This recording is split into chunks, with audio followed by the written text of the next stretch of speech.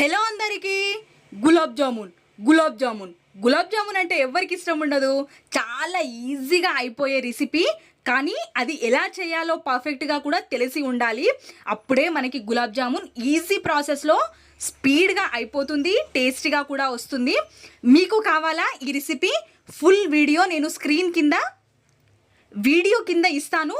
తప్పకుండా మీరు చూసి మీరు చేసుకొని తిన్నాక మీ ఫీడ్బ్యాక్ని కమెంట్ చేయడం మర్చిపోవద్దు. నేను చేసే ఈ గులాబ్ జామున్ రెసిపీని అయితే మా ఇంట్లో వాళ్ళు చాలా ఇష్టపడతారు. అందుకని మీకు కూడా నేను షేర్ చేశాను.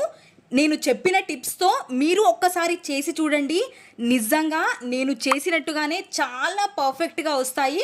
ఒక్కటి కూడా విరిగిపోకుండా, అంతే టేస్ట్ మాత్రం అద్భుతం, చాలా బాగుంటుంది. అలాగే నా వీడియోని చూసి వెళ్ళిపోకుండా ఒక లైక్ వేయండి ప్లీజ్. సబ్స్క్రైబ్ కూడా చేసుకోండి.